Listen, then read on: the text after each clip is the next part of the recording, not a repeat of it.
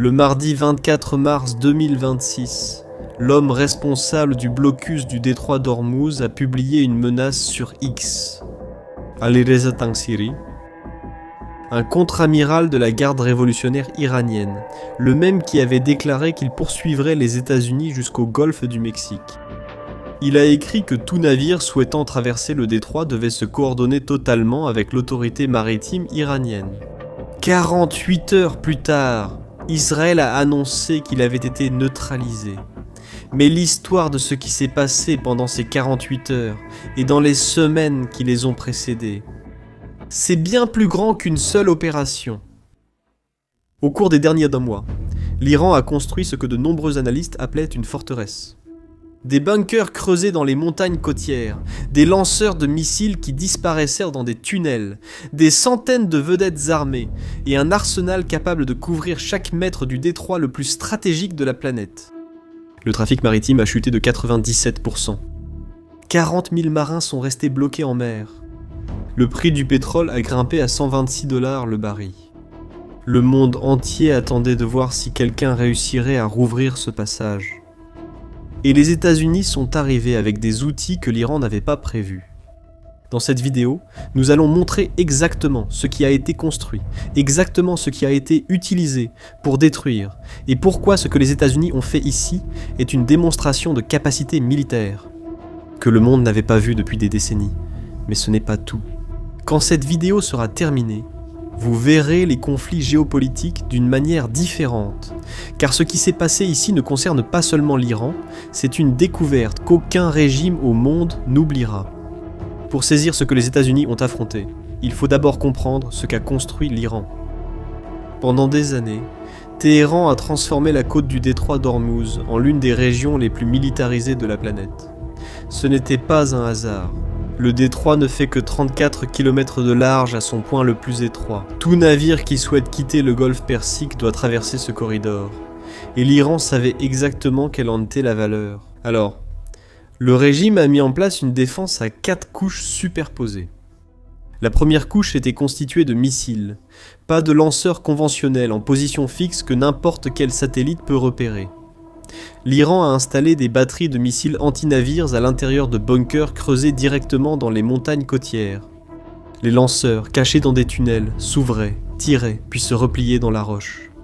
Les missiles Noor, Qader et le redoutable Abu Mahdi couvraient tout le détroit, avec des portées allant de 20 à plus de 600 km.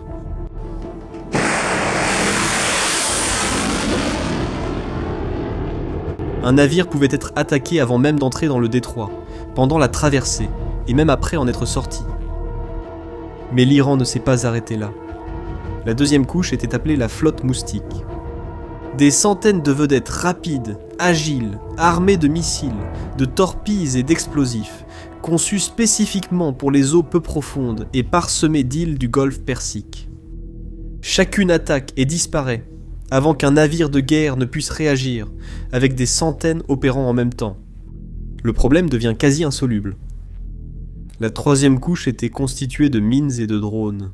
L'Iran a posé des mines navales dans le détroit, un arsenal estimé entre 5 et 6 000 unités de différents types, et les drones kamikazes complétèrent le tableau.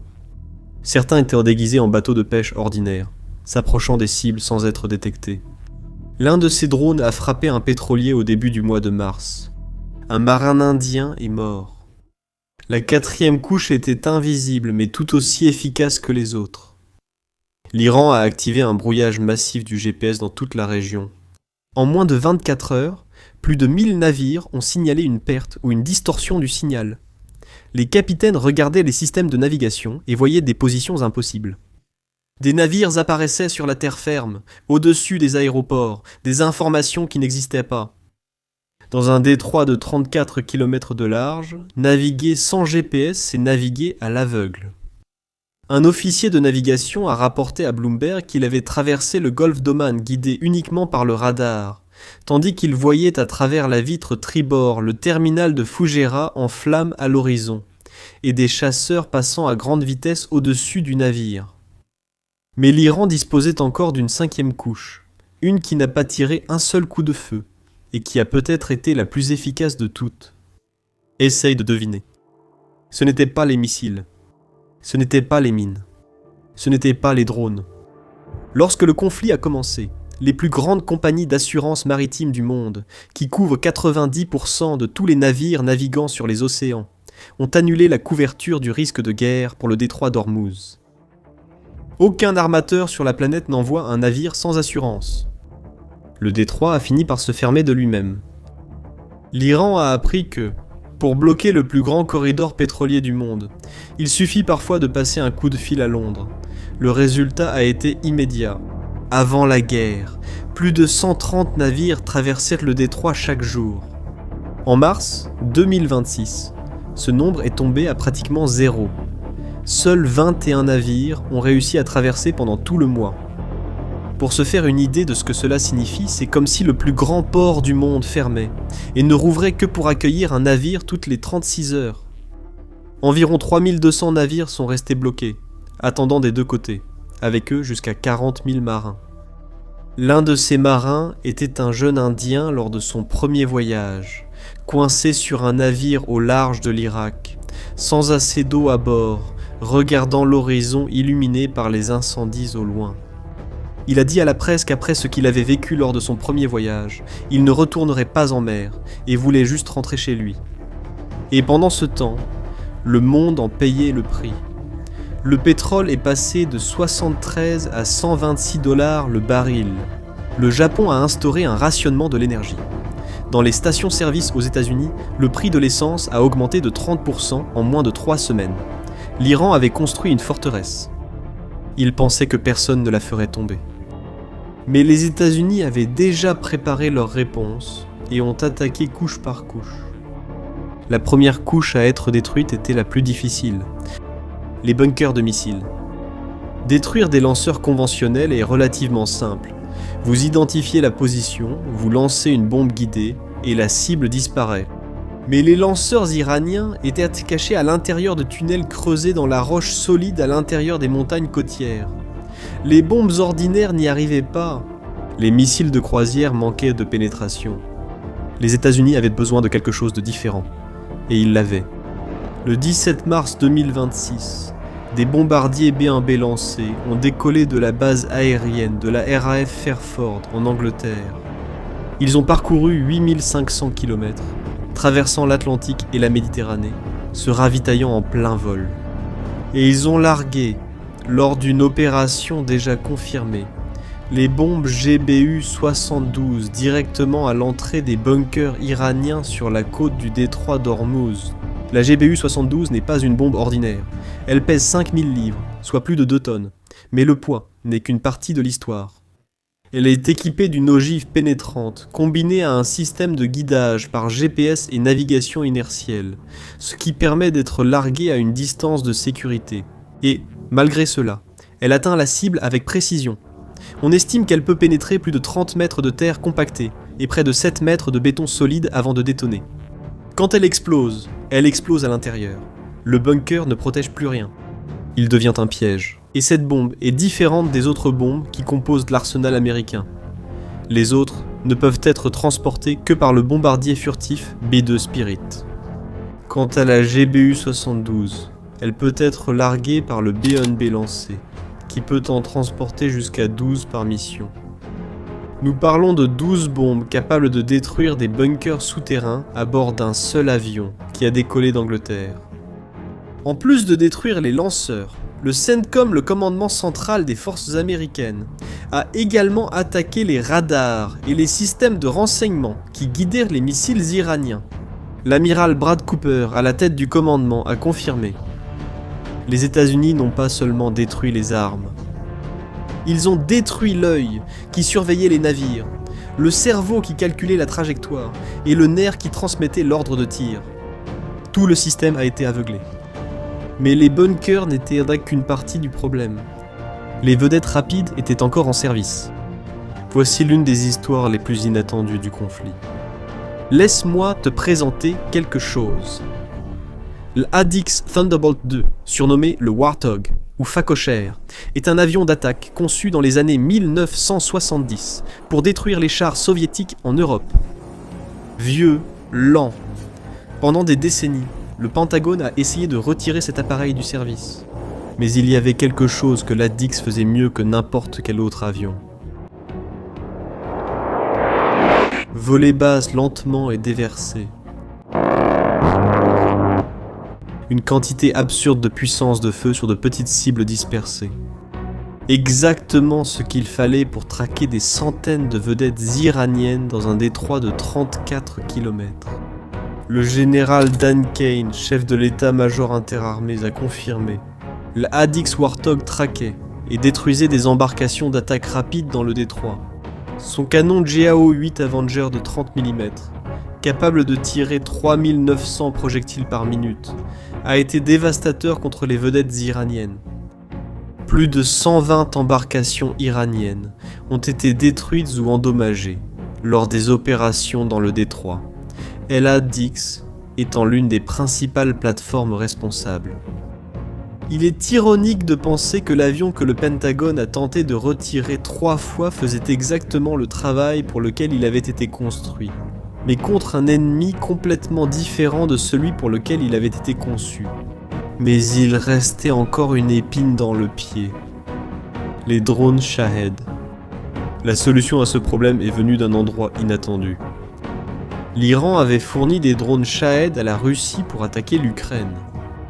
L'Ukraine avait détruit plus de 44 000 de ces drones en 4 ans de guerre. Nul n'avait plus d'expérience dans la destruction des Shahed que les Ukrainiens. Quand les États du Golfe ont aussi été attaqués par ces drones, la réaction fut inévitable. 201 spécialistes ukrainiens sont arrivés, répartis dans 5 pays du Golfe, avec des intercepteurs développés sur le champ de bataille. Chaque intercepteur coûtait entre 800 et 3000 $. Un missile Patriot pour abattre le même Shahed coûte jusqu'à 13 millions. Zelensky a affirmé que les pays du Golfe avaient utilisé plus de 800 missiles Patriot. En seulement 3 jours de conflit, les Ukrainiens ont proposé une solution beaucoup moins chère et tout aussi efficace.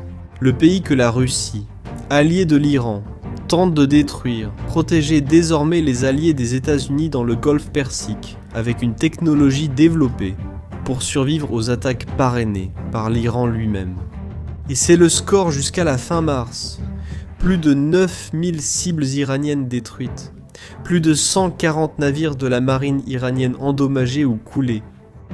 L'amiral Brad Cooper a qualifié cela de la plus grande destruction d'une marine en 3 semaines depuis la Seconde Guerre mondiale. Quelques jours plus tard, le 22 mars, Trump a publié un ultimatum. Si l'Iran n'ouvrait pas le détroit d'Ormuz dans les 48 heures, les États-Unis attaqueraient et anéantiraient les centrales électriques iraniennes. L'Iran a répondu en menaçant de détruire toute l'infrastructure énergétique américaine et israélienne dans la région. L'échéance approchait et, quelques heures avant son expiration, Trump a annoncé des discussions productives et a prolongé le délai de 5 jours supplémentaires. L'Iran a nié publiquement toute négociation, mais en coulisses, une proposition américaine en 15 points était arrivée via le Pakistan.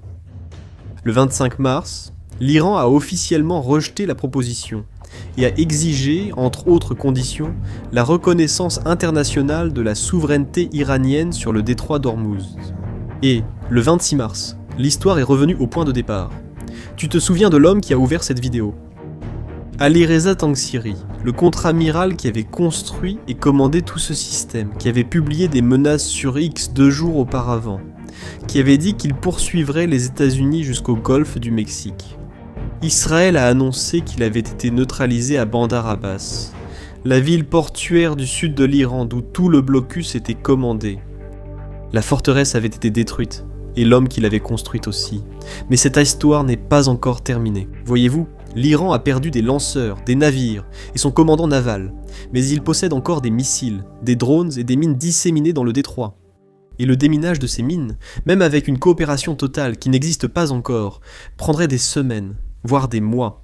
Il existe même un parallèle historique avec ce qui se passe.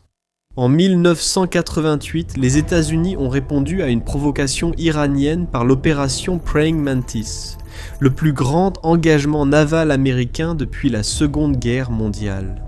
En moins de 8 heures, ils ont détruit des plateformes pétrolières, couler une frégate et plusieurs vedettes. Après cela, l'Iran s'est tenu tranquille dans le Golfe pendant presque 2 décennies. Et, en 2026, les États-Unis ont déjà détruit bien plus en seulement 3 semaines, avec des intérêts aussi opposés que ceux-ci. Pas étonnant que les déclarations des 2 camps laissent tout le monde perplexe. L'Iran dit une chose, les États-Unis en disent une autre.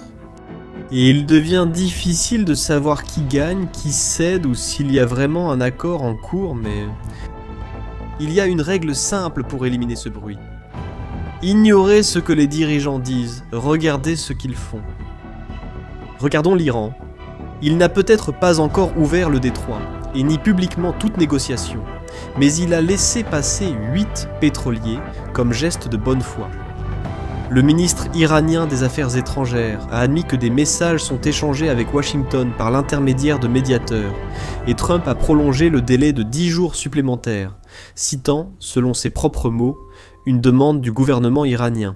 Alors, tirez vos propres conclusions. Avant cette vidéo, fermer un détroit semblait être quelque chose d'un autre siècle. Cela aurait nécessité une flotte immense, des années de planification, une guerre déclarée. Mais maintenant, vous savez qu'il suffit de mines, de drones et d'une décision d'une compagnie d'assurance à Londres. Et que rouvrir ce détroit demande bien plus que de gagner une bataille. Ça, eh bien, c'est la découverte qu'aucun régime au monde n'oubliera. Et c'est la raison pour laquelle ce qui s'est passé à Hormuz compte bien au-delà de l'Iran. Maintenant, je veux connaître votre avis. Pensez-vous que l'Iran va céder et rouvrir le détroit ? Écrivez ci-dessous ce que vous en pensez. Et si cette vidéo vous a aidé à mieux comprendre ce qui se passe, partagez-la avec quelqu'un qui veut aussi savoir. Si vous n'êtes pas encore abonné à la chaîne, c'est le moment. Il y a encore beaucoup plus à venir. À la prochaine.